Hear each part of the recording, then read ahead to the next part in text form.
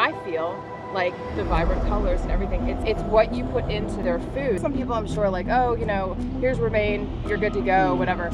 My tortoises get like 7 to 8 different ingredients, varied, every single day. Hey Dragon Tamers, I'm Dragon Tamer Tony, and welcome back to the channel. And today we are doing something that's out of this world.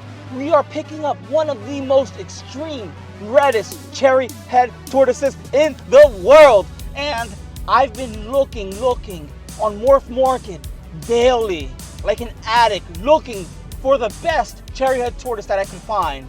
And then no other than a breeder that I purchased from before. Her name is Melissa Owens. Melissa Owens produces some of the most extreme colored cherry head tortoises in the world.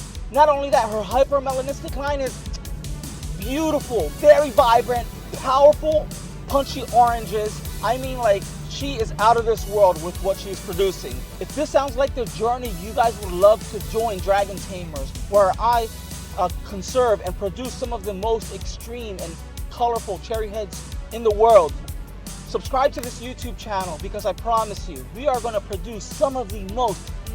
We are about to arrive at our destination, and I'm just hoping I can get Melissa on camera, because she's, quite frankly, camera shy. You may ask, why are you so persistent on getting her on camera? It's because I just want to be able to document history. She is a phenomenal tortoise keeper, and I really just want to get her on camera to, you know, always credit her in the future for what I am producing. Dragon Tamers, she has said yes. I said she was a little bit shy on camera, but she's giving us permission to be able to get her on camera to really share her legacy of what she's producing. This is no other than Melissa Owens. She is on Morphmarket. You can find her in other places as well, but predominantly she produces some of the most beautiful, special cherry head tortoises that I have seen in the world. I'm on Morphmarket every single day, and I'm looking at what can I add to my community, my family of cherry head tortoises, to be able to have something special in the future. I purchased a cherry head from her a few months ago. I believe it was in May, and the tortoise is doing great. We named the tortoise Fuego because he's just brilliant.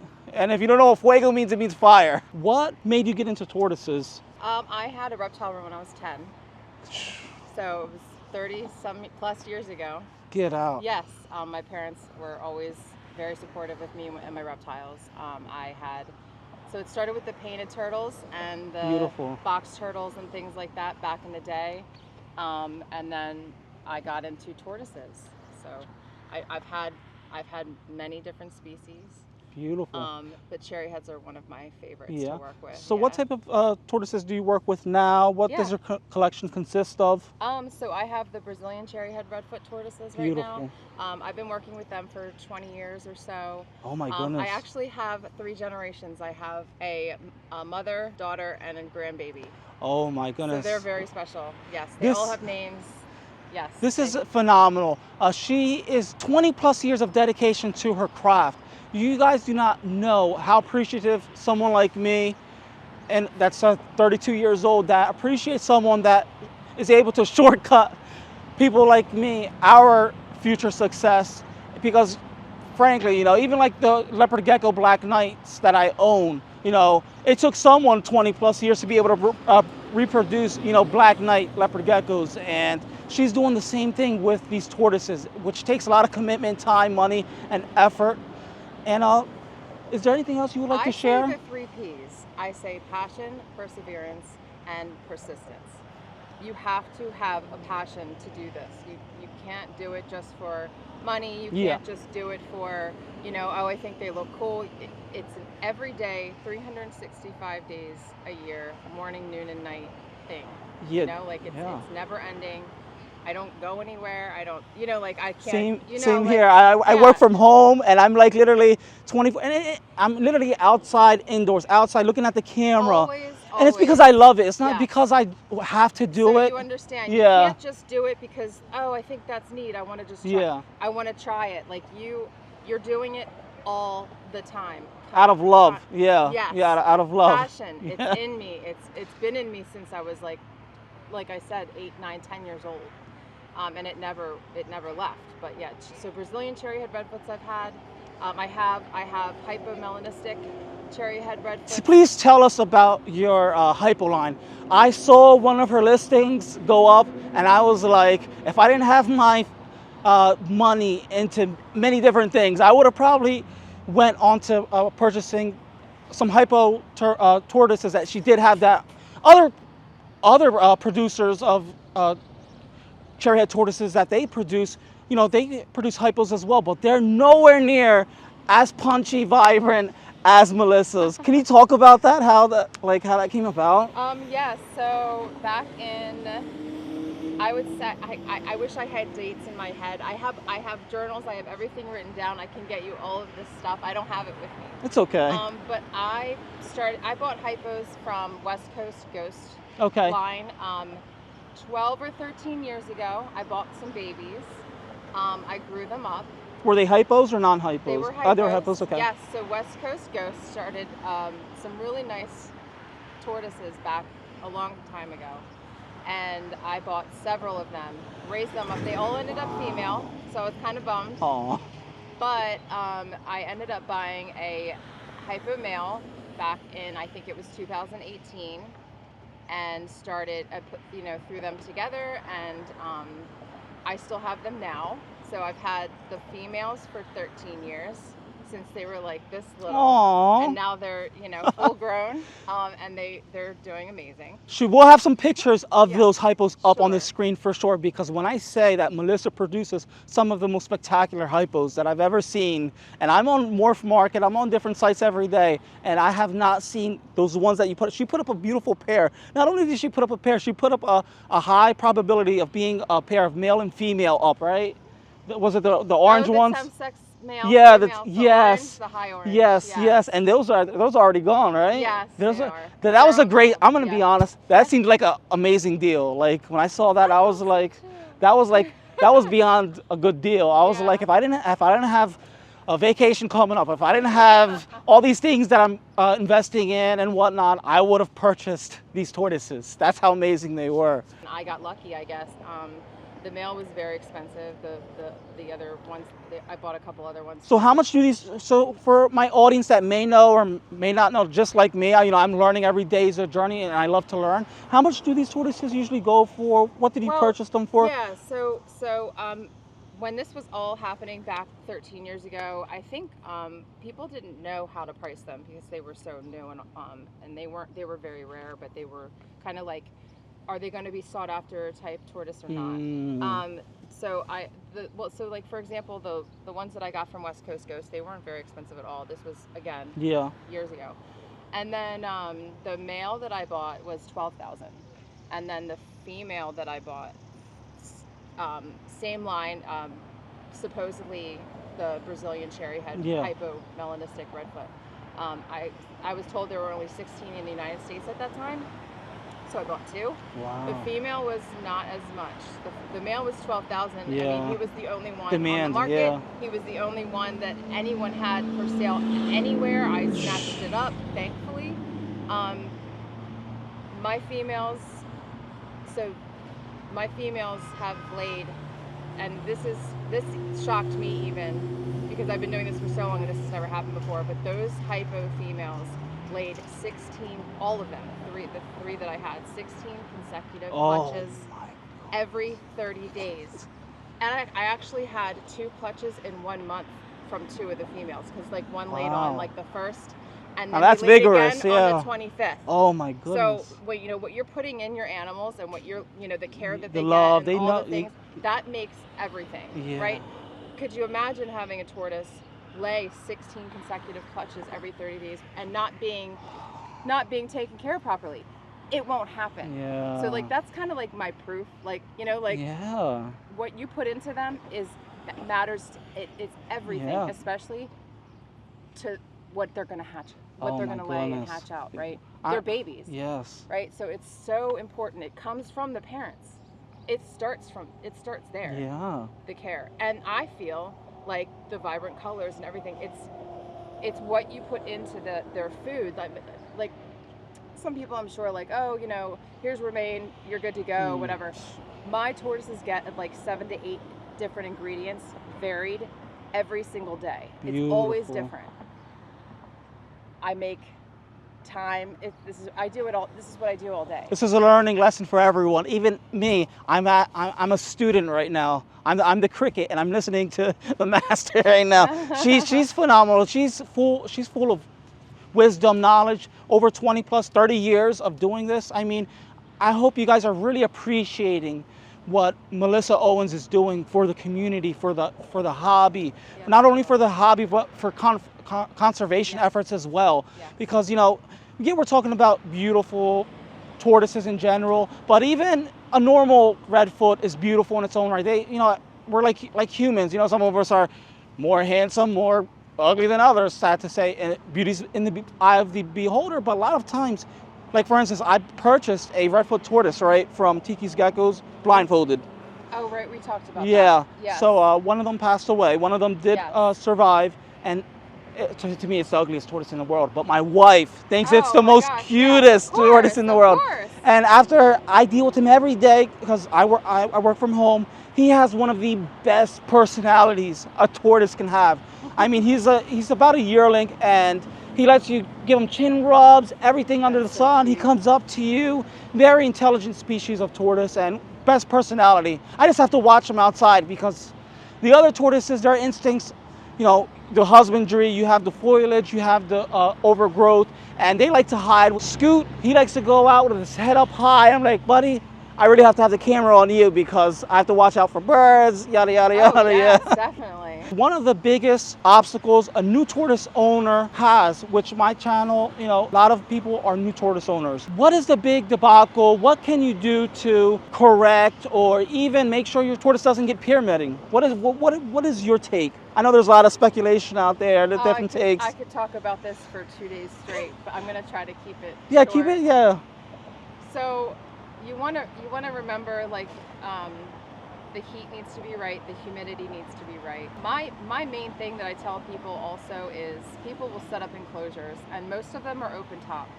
Some people, like, I start mine in completely fully enclosed vision cages. You heard that, guys, vision cages. That is like the Rolls Royce.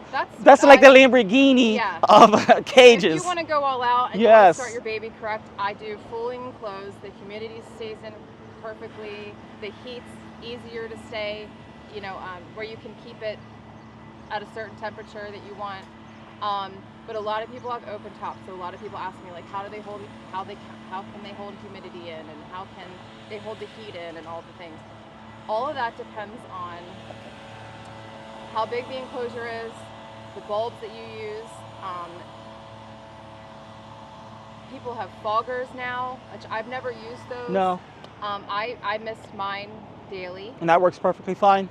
Once a day or twice a day, just depends. The dishes that you use are important. If they're too deep, you will have a tortoise could flip upside down and drown. Yeah. People will put, like, obstacles like rocks or like the log hides and things like that underneath of the heat lamps, like directly under the heat lamps. You want to keep everything like flat and open directly under the heat lamps. That's the hot spot. You know, you want the hot spot to be clear and flat in case they flip upside down, because Listen. no obstacles underneath, because just like the sun Yeah. will kill a tortoise. Heat lamp will kill a tortoise if it flips upside down. So I always do hides on every corner Wow. and keep that area clear. You'll have a cool side, a hot spot, and then a warm side. The cool side should be nothing under 76 degrees. You don't want 76 degrees and damp from misting. You want it to be like 76 degrees and kind of like, that would be like more of the drier side. The warm side would be 80s, humid, and then the hot spot could be like 90s, but you want it to be clear of everything. I put hides in everywhere, in every single corner, because I don't want, a tortoise will choose to be in a hide or underneath a hide and feel safe rather than choosing over temperatures. Does that make sense? Like so if your tortoise is always over on the cool side and that's only where the hides are, that's because, and say it's 60 degrees over there, they'll choose to be safe but freezing. Aww. Rather than being out in the open and like, okay, this is my temperature that I prefer. So you can't go by like, oh, well, my tortoise always stays over, you know, on this side of the enclosure. Wow. It's because that's where it feels safest. Doesn't mean the temperature's right. So you always have to, temp guns. Everyone should have a temp gun. You should always check temps. Like I said, 76, nothing under 76. 80s on the warmer side, and then the hot spot will be obviously hotter because of the bulb. Be 90s. And so shallow water dishes, shallow food dishes, and I do lots of plants. I used to do live. It's really kind of a pain in the ass to do live plants. They eat it.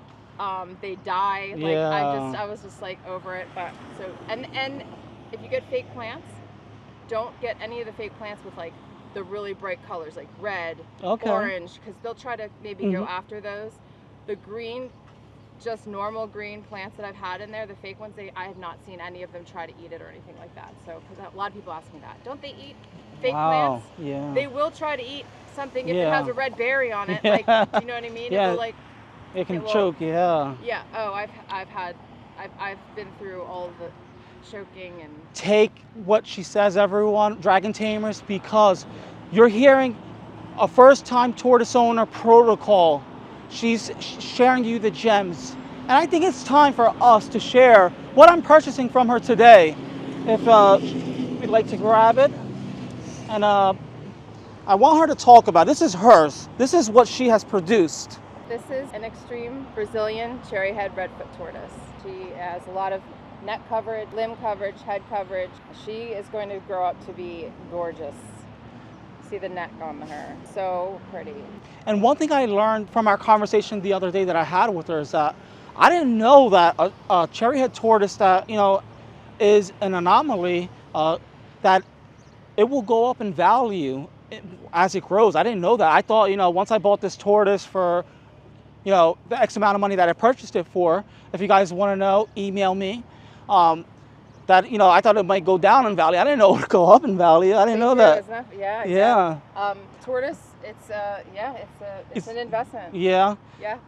I thought it was, you know, I'm still learning a lot. Yeah. Like, but I know, like, for instance, the aldabras, I know they consistently grow up in value. They do. I told my wife, you know, once we get a bigger property, I think I want to purchase some aldabras because that's like an extra 401k. You know what I mean? Yes, exactly. Because they're going to outlive you, number one. That's the reality of it. So you have to have a second game plan for when those tortoises, when you can no longer care for them. You're either going to have children that you have invested the time and knowledge to care for these tortoises, or you're going to, you know, sell these tortoises when you're in your maybe 80s, 70s. Who knows? But that's my take. That's my perspective. There are a lot of great people. If you're in the more that you're in the tortoise world, there are a lot of great people that I've met that will buy my stuff when I'm ready to. Wow. Yeah, and you'll find that too. But stay in the tortoise community and talk to people, and you'll find those people that will be willing to take on your stuff when you're ready to move on or whatever. You know, like even my adults, I have certain people in my mind that they'll go to. Yeah. Like you said, a plan B. Yeah. That's beautiful. I want to be able to do that for the community as well. Whether I sell some of them, my children get into them, or even if I find it graciously out of my heart to just give them out to people I know for free, because out of my heart, because I know they're going to go to a phenomenal home. Yes. You know, I don't need the money, whatever it may be. It's just out of, you know, passing the lineage, because realistically these tortoises are going to outlive all of us. Yes. Yep. I just want to thank Melissa Owens for taking out the time to share her knowledge, to come on camera, because I'm going to tell you guys right now, you're going to go on Morphmarket right now. You may find a tortoise for sale right now, or you may not. Not because she's not producing them, it's because she is very high in demand. And she's a gem, because it would take other people to do a lot of marketing, going on social media like I do, and share and educate what I love to do, which is deal with tortoises and reptiles. But no, she's in the shadows. I don't want to call her old school because to me I am definitely old school. she looks young to me. So. I am definitely one of the old timers in Yeah. this industry for sure. I see all the younger people coming up with all this Yeah. stuff, and no, it's true. Yeah. It is true. So it's like if you know me, you know me. If you don't, you don't. And a lot of the old, Okay. we're kind of, it's like a separate group of us. We're like Aw. the older generation that did this. Aw. But yeah, we all, you know. Well, that's I feel like, yeah. that's a testament to her knowledge, her care, her investment in time in producing babies year in and year out, and basically being one of the, my opinion, one of the top producers in the country for these tortoises. Because I like I say, I'm on Morphmarket every day. It's just like a passion. Some people like Facebook, some people like Instagram. I like to go on Morphmarket and just see what people are producing. I like looking at babies. You know, there's some people, you know, out there that like looking at certain things. I love looking at baby animals, tortoises in general. And I just want to thank Melissa Owens for her time. I'm Dragon Tamer Tony. You guys take care. Can I thank someone real quick? Yes. I want to give a shout out to Nick Anastasio. He was my guide for 15 years now. He was my go-to person if I had any questions. So you know how everyone kind of needs to have their teacher, Yes. if you will. A lot of people come to me and ask me a million questions, and I'm always constantly emailing people and helping people. But Nick Anastasio was my person for me, my go-to person to ask questions. So thank you very much for helping me and getting me to where I am today. Dragon Tamers, I hope you enjoyed this episode. You guys take care and enjoy your wonderful day wherever you are. Thank you. Thank you. Gosh, that was